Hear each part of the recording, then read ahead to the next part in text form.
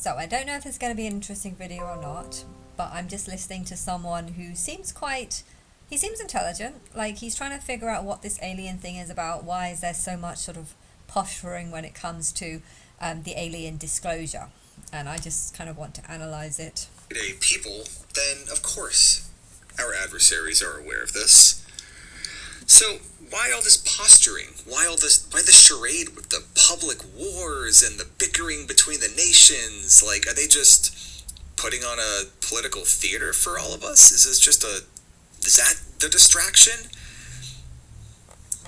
Maybe. So, Yeah. remember Matthew Brown?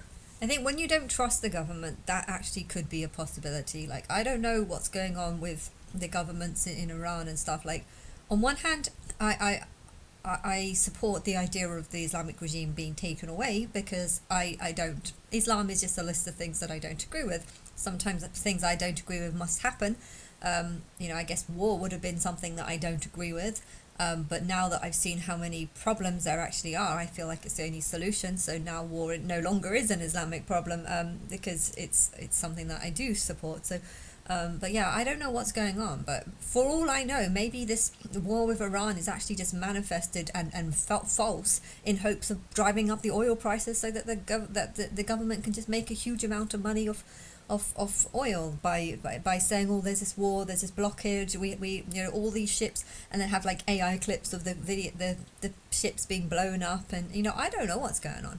I know the guy who has bought a house in Oman. He says that there are actually genuine attacks, and I have another client who said that there are genuine attacks going on in Dubai, and a lot of people he knows have come back and are waiting for the bombing to stop or whatever. But I don't know like what's true and what's not, because maybe they're just hearing stuff about it, or maybe they're just fearing that there's some sort of tension between Islam and non-Islamic people, and it's why that they're coming back. Like I don't know what's going on, but I know though that if there is going to be a war between Islam and non-Islamic people, people might have to choose whether to live in an Islamic country or a non-Islamic country. And well, if you live in an Islamic country, you might be actually forced to be Islamic. Hence, you might have to force to become a Muslim.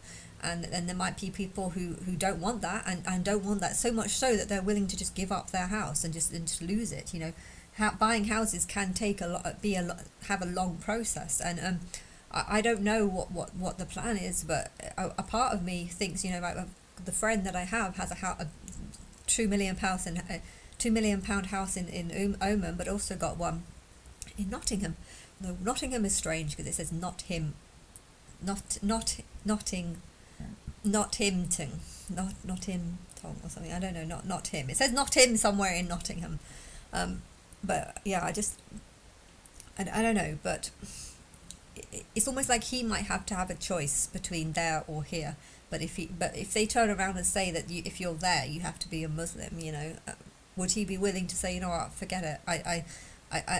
Thing is, I don't even know how he's managed to make so much money. It seems bizarre how there's some people who have made so much money, and just I'm struggling for money. I'm stressing out over money. I'm stressing out because I don't feel like there's anything that I can really do. I can't. I don't feel like I can just go on a holiday. I don't feel like I can.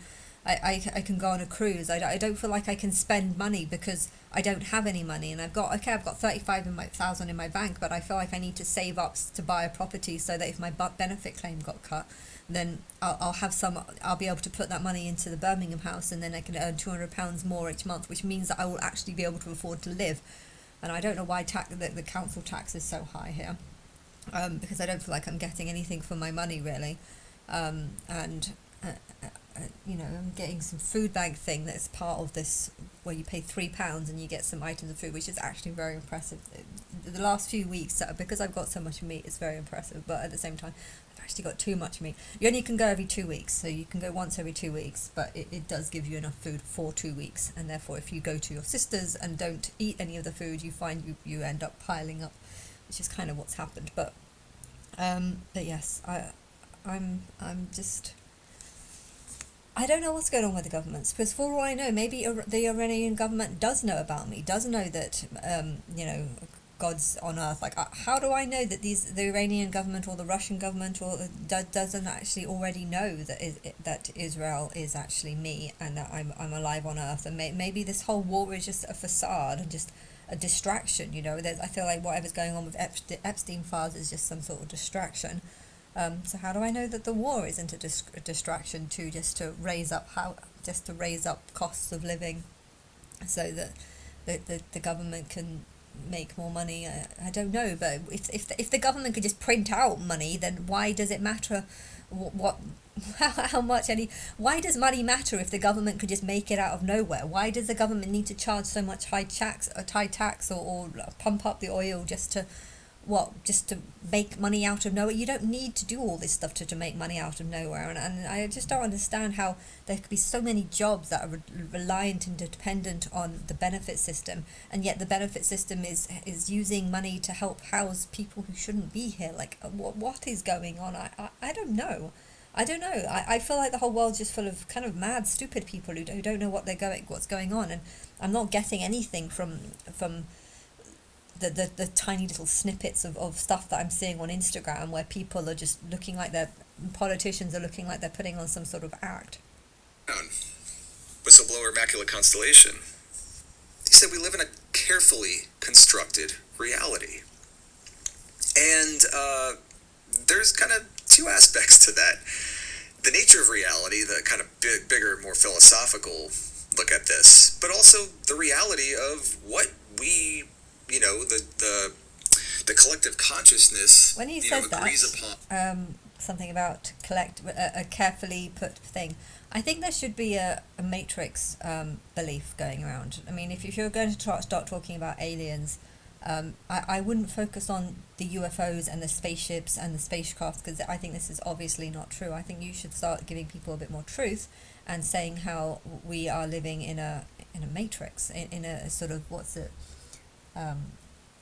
is it the matrix theory or something? I don't know. There's some way of technological, I don't know, the technological complex that forms the world around us, but I think there should be more pushing of not so much aliens and UFOs, but the idea that we're living in a type of computer, and that aliens are talking to us. I mean, maybe that could be exposed, that there are alien programs and alien projects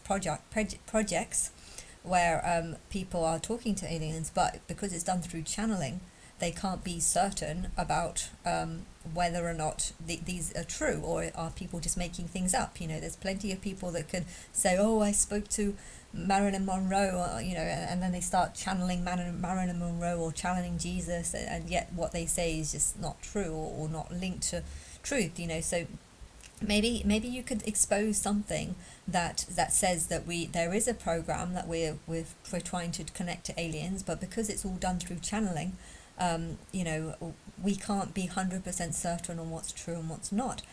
So we're doing studies to have different people in different rooms, see if they can channel the same energy, same entity, and see if they say the same things.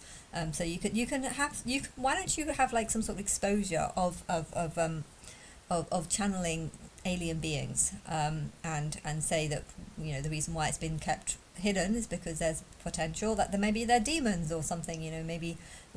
Maybe they're angels, and then you can get like the priests or whatever to come forward and talk about whether or not they believe these channelers. In fact, you can even get channelers and get them to pretend that they're talking for an alien. Some of them could be real, and you could get some actors that just literally copy what the other people are saying, and then they can say, so what's your view on this? You've got two people saying exactly the same things, never met, don't know each other. One could be an actor and just told to say stuff, and one could be a genuine real person who's just saying some strange things because they have a strange belief or something. But I don't know, you could do something that's like that. On what is the nature, what is like really going on in the world, what's the truth, and that has been carefully managed, presumably since the 40s and 50s, and we know that public opinion has been influenced and persuaded since the Church Committee uncovered what was it, 400 deeply embedded journalists in every single major newspaper and network in the 70s. So we've known that we've been manipulated since the 1970s, and yet people just kind of forgot, and they still kind of take what they see as gospel, and they raise their kids, and this what we're seeing is true, and it's probably disheartening to be like, well, we're being lied to right to our faces, but there's not. What are you going to do, right? So, not everybody may be privy to the legacy program's grand plan, but here's a hypothetical. By telling people we need a plan for disclosure, a la Carl Nell, who now has presented the plan like 2 or 3 times at Seoul, the NDAA, which has a controlled disclosure plan in it. By telling people we need a plan for disclosure, that means there is something to disclose. So just... To me, though, them saying that they are planning a disclosure almost sounds like they're just making up lies. You know, if you take someone into custody and they say, oh, I can't be spoken to now. I just need to, I need time to think in my cell about what I'm going to say. You know, if someone said that, you would assume that they're just going to make up a bunch of lies. So, planning a disclosure, I guess, is putting theories in people, putting seeds in people's mind that there is something to disclose.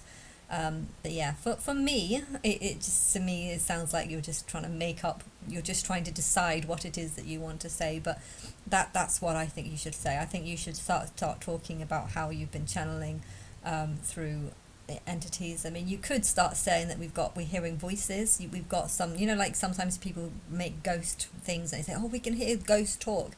Maybe you could have some sort of things like communications between in a like pretend there's some sort of alien language or something, and you can use false technology to be like, means this and means this and means that.